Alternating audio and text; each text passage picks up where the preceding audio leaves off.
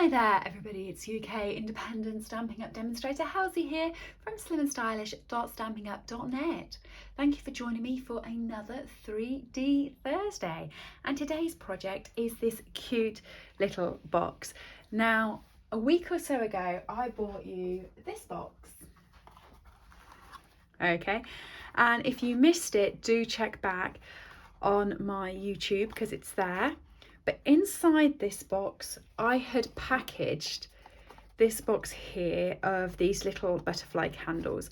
And we all knew when I did it, it wouldn't be long before I took them out and decided to make them individual little boxes. And so here is the box. Just open it up and there is my candle inside. Knew it was going to happen, it was going to be opened and I was going to definitely be making individual ones. So for today's box, once again, I am using the paper that goes along with the Blessings of Home suite. I'm not going to be using that stamp set, but I'm going to be using the paper that goes along with it. It's gorgeous paper, all floral and pretty and gorgeous and beautiful. And on the other side of it, it has all these wood grain effects as well. So it's really just a pretty, pretty paper pack. So I'm going to be using that, and you only need a little bit of it. So I have just got this little bit here, and you need basic grey cardstock because that's what the base of my box is. So on the previous one, I used the same paper actually and teamed it with Smoky Slate. Today I'm going to be doing it with basic grey instead. So let's get started. What you need to do when you're using your candle, I have mine here. Aren't they beautiful? Now, if you're in the UK, these were bought from Morrison's. I'm not sure if they were a Christmas only special. I noticed it on the side of the box that it was a Morrison's one. But aren't they beautiful? Really stunning. They were bought my mum as a Christmas present. I've stole them for my craft making. So what you need to do when you get your candles or whatever you're going to be wrapping is to measure them out on your grid paper. Okay, 4.5 centimetres by 4.5 centimetres will do me, and it will give it some nice wiggle room. So your box will let you know you've got something in it. Okay, and then you want to measure the height. It's about 3.5 centimetres. So I'm going to do it 4 centimetres, which again just gives me that wiggle room. I like it when people do the shaking of the boxes and you can hear there's something inside it, of course, if it's not breakable. So for this one, you are going to want, for your base, 12.5 centimetres by 12.5 centimetres as a square.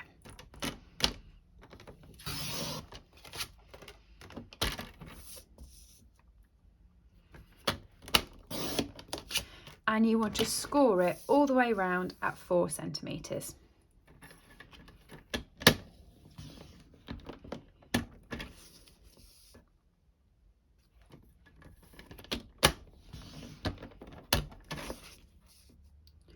So just keep scoring it round at 4 centimetres. If you're doing it on a scoreboard and you want to know the measurements that way, you're going to be scoring it at 4 centimetres and 8.5 centimetres. And then turning it 4 and 8.5. I've just done it 4 all the way around because it's easier for me when it's a square just to work out that measurement. Okay, for the top of the box, I have only done this so that it's 1.5 centimetres wide.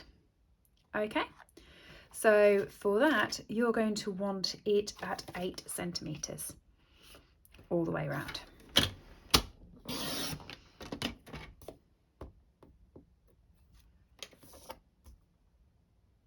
No, you're not.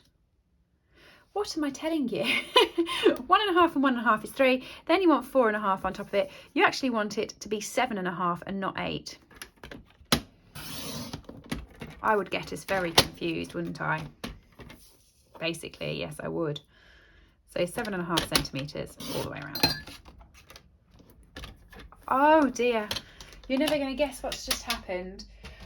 My table is a standing table, so it wobbles just a slight little bit. I've got a cup of tea on the side that I was drinking before I started filming, and look at what's just happened. My scissors just fell in it. So good job. I have another set because I would be using scissors now. Oh, I forgot to do the scoring. So on the 7.5 inch one and the 7.5 inch one, what you want to do is you want to score around at 1.5 centimeters, but you want to go just under. So just have a quick look. You are just under that line, and then that will make the middle bit slightly bigger, so it will fit as a lid. Okay, all the way around like that. I can't believe that with my scissors. It's just like they actually jumped into there.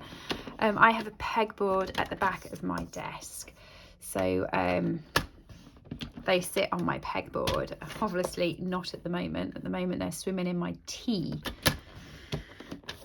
which would have been no good to drink anyway, because it would have been cold by the time I finish it, and I'm definitely a hot drink type person, so. But that's not the point. Might need to have a rethink about where my coaster is in relation to where my pegboard is. If you want to have a look at how my room is, I have actually recently done a room tour, so you could go back on my YouTube and you'll find that as well. That's 2 videos, the long box video and the craft room tour one that you can check out. Right, once you've folded and burnished all of the score lines, you want to snip upwards on this one, and you want to do what I call a I don't call it a rainbow cut at all. I forgot what I call it. Oh, what are they called? Oh no, I do this all the time, and I say it all the time. Oh, that's very annoying. It's a wind thing. You know, one of those things that are like that and then they whiz around in the wind. Well, anyway, you want to cut it like that. Shall I direct you to other videos? Watch back in my other videos. I tell you what it's called there. Oh dear, I am not having a good time, am I? Oh well, persevere through, persevere through. So,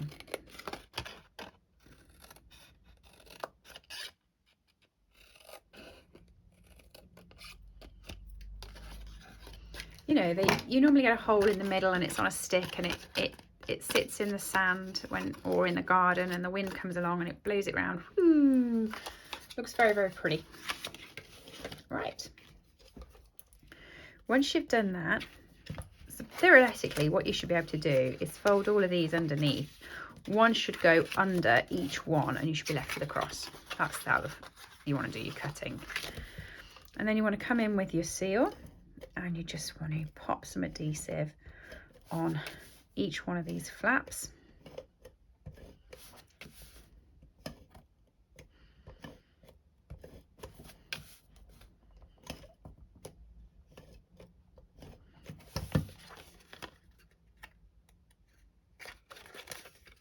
It's a good job actually. When I very first started, when I used to do my videos, I used to listen to them back and sort of edit them a little bit.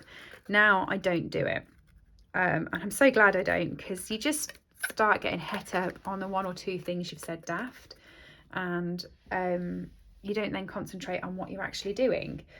So I'm glad I don't, because today I'd be definitely cringing at myself. You want to do the exact same cut that I've forgotten the name of on this one.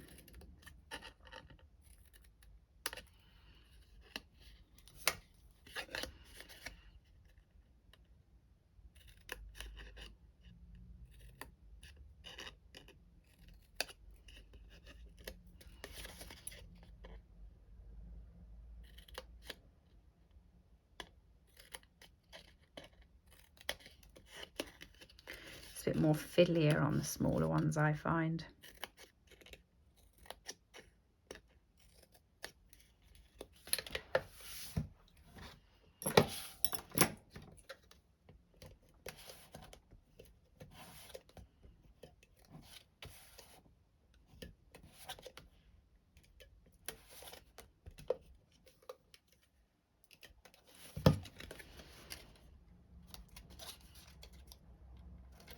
Okay, sorry, I brought that into myself and forgot it's not on film when it's back there. And seal that. and that will then just slop on top of the box. Okay, for the lid decoration, you're going to want to have that piece of DSP scraps. So you could do this with any DSP really. And you know that this is 4.5 by 4.5 because we'd already measured and that's what we wanted. Okay, so I'm just going to cut this down to 4.5 by 4.5.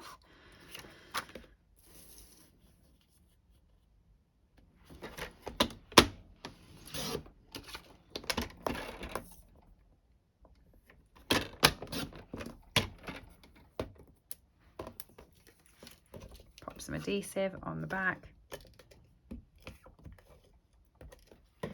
and get it stuck onto my lid.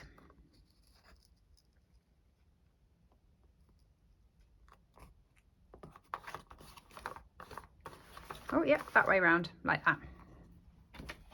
Okay, now for the next bit, you're going to be wanting to stamp on this side of the DSP, and you want to punch it out with the oval punch. Now I've got a tip for you. The oval punch to me is quite annoying because if you put that in there, it is going to punch out this one and this one, and that's going to be a total waste because I don't want to use it. So what I'm going to do is I'm going to take my scissors, not the ones that are in my tea, and I am going to cut me about an inch strip just there. Okay, and then I can feed it through my punch. I can do like that, and punch it out without actually wasting much of my paper, so I still have quite a bit left. Just a tip in case it annoys you like it annoys me. Okay, and finally I'm going to be using the artistic ink. I'm going to grab the Hello. I'm going to be using the basic grey ink so it matches my base. And I'm just going to ink straight onto this DSP. This is what's great about this wood DSP, is you can stamp straight onto it and you can see it on there. So I'm just going to pop that on there like that. Hello. Grab a couple of dimensionals on the back to pop it up. 1, 2.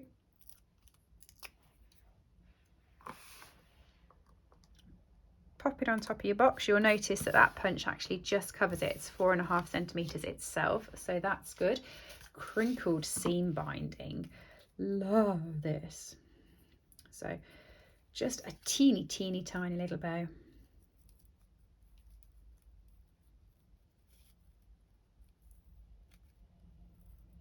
You can actually manipulate the tiniest of bows from the crinkled seam binding. I love it.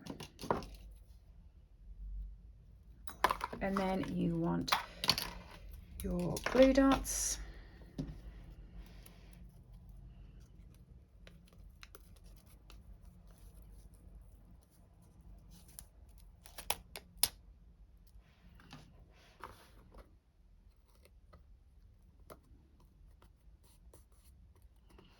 And then finally, to decorate it, I am using the brushed brass butterflies, which I love. I think they're gorgeous. And I'm going to be using these, which are the iridescent adhesive back sequins, actually come with the artistically inked suite. And I am just looking for my take a pick tool in my mess of things. Can't find it, so I'll just grab one of these.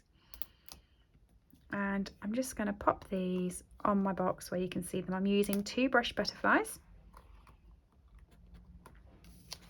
And then I'm using 2 of the sequins as well. Just to give it some shimmer and some sparkle. And there we go. There are my candle boxes. Aren't they beautiful? Really nice. I love them. Thanks everybody for joining me today. Everything I've used is available from SlimmandStylish.stampinup.net. Found my take a pick tool.